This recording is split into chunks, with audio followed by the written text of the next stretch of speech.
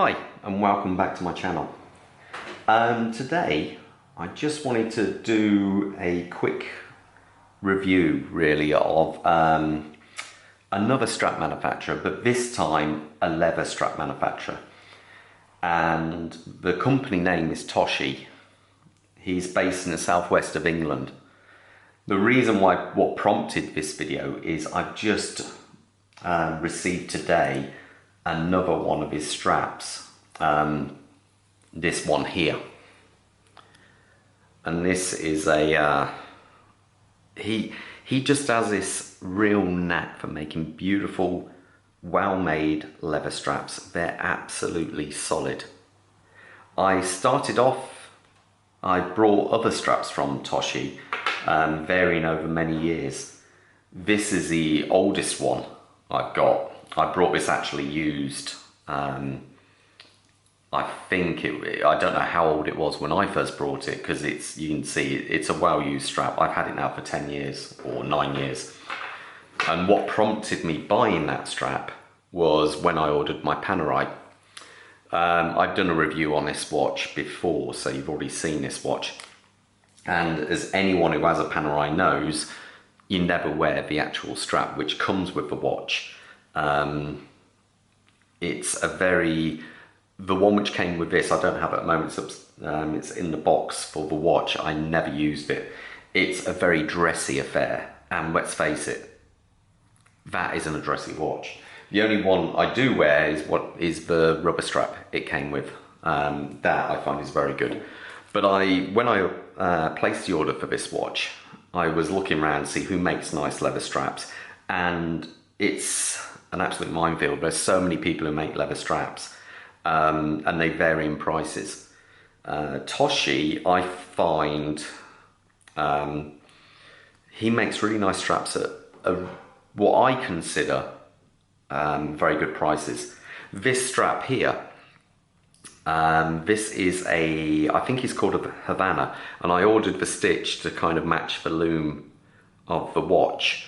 I just wanted something a bit different than a black strap, because I'd ordered this one. As you can see, works amazingly well on the watch, but a strap has a great ability to change how the watch looks. This one here, say the Havana, he still makes this one. I believe it's a tiny bit thicker, because now when you look at it, it's a little bit slimmer. These are about almost 5 mil thick. I think this one's more like 4. This one he still makes, and I think it starts at £75 for this without a buckle, and then it increments more, so you can get a sewn in buckle, which is what is on this one. Not necessarily my first choice. I would have gone personally for a screw in type. The reason why I say why this one doesn't have it, I brought this only on Saturday. I ordered it. Some guy had ordered it brand new, didn't want it, and he'd actually ordered a sewn in buckle. And the big difference between this actually has a bar going through, so it's a lot more stable. You're never going to have, if you have a spring bar one, obviously there is a chance a spring bar could break and you lose a buckle. Even the screwed in ones, they are only, after all, a very thin bar going through, where this is more substantial. But I do like the ability normally of having the sewn in ones, the screwed in ones, because you can change the appearance. It's like, if you look at this watch here, this is I hate to say the word cheap, it's still a £200 watch, but in present company, it's a cheaper watch, let's say. And it's a great, fun beater, or kind of just a summer watch really on this strap. I've done a review of this strap and I do really like it. But the ability for a strap to really change the appearance of a watch is, if I place this in here, just to give you an idea of the difference it really can make. So if you see that now, suddenly the watch looks a bit more serious. The orange highlights match the dial really well, and it just suddenly becomes a more serious watch. So suddenly it's like dressing a watch up. this strap here, I actually brought, it's a 22mm lug width, and so I brought it knowing I could place it on this watch.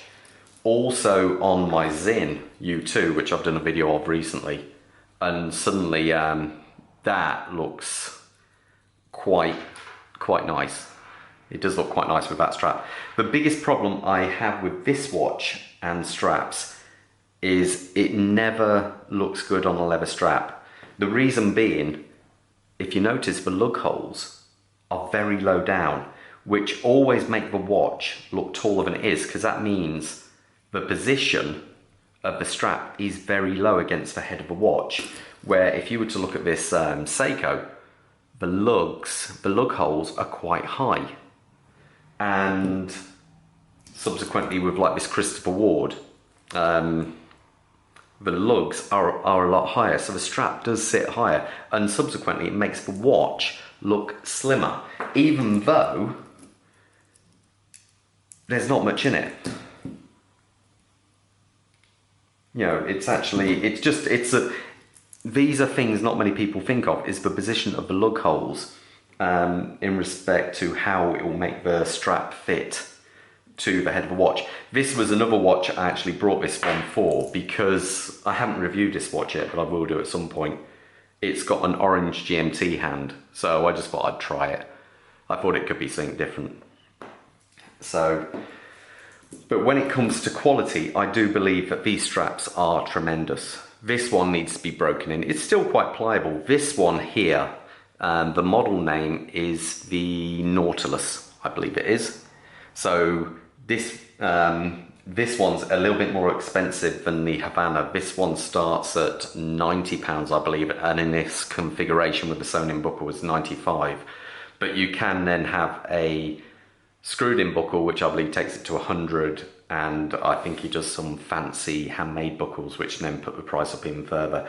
His watch straps vary from about £75, which I believe is that one, the base model, and there's a couple of others. And that basically is the starting price, and then they go up to about £130, I think.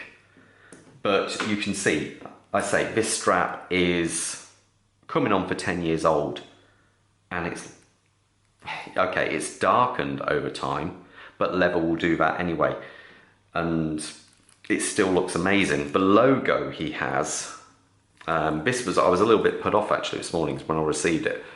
The logo, now I'm not 100% sure if you can see that on camera, where it says Toshi Straps, and it says the same on this one, and I think you can just about see it there. Now when I received this one this morning, I thought, where's the Toshi logo? There isn't one, which automatically set an alarm bells ringing. But then I looked on his website, and this is his new emblem. So thankfully that's all tickety-boo, no problem there. Now what I do with these to keep them still looking good and feeling supple is I actually use hand cream on them. I actually put a little bit of hand cream over it. Or you can use like the leather conditioner you get for the car interiors, that kind of thing, just to keep them soft and pliable. But I truly believe that something like this, you know, it's going to last almost as long as your watch will, because it is just so blooming thick. You're not going to have any problems with these. They are really well made straps. I really cannot fault them. Like this one, I've got no idea how many years old this is. This is one, I think, when he first started. So, and again, it just looks great. The good thing is, as the leather straps get older, they have that vintage look, and they just really do look amazing. So if you're in the market for a leather strap, I would seriously consider Toshi straps. They're all completely customizable. You can pick what stitching you want, color stitching that is, what type of buckle you want, the lengths of the strap, and so forth. So I believe mine are all actually pretty well the same. But all this is customizable on his website. So he really has got, and there is a real high degree of differences from his strap. He does some really good colour coordinations. There's even a gallery where people can look. He is what I consider the top strap maker, but I only really use him. I did used to use another company called DB10, and unfortunately he has stopped trading now, and I brought that, and that is a monster of a strap. It really does look quite something. Real chunky old vintage ammo strap, but unfortunately I say he's stopped trading now, so a little bit of a shame. But I say he really is a top guy, Richard. He will, Toshi Straps, he will sort you out with some really amazing straps. I'm not affiliated with him in any way, but if you buy one of his straps, you know it's going to last. I know you can buy some cheap leather straps off eBay, and you might be lucky and get a good one, or you might not be lucky. And I honestly believe for the price point at which Toshi sells his straps at, you're going to really struggle to beat his straps. Okay, all the best, and I'll see you in the next video. Bye.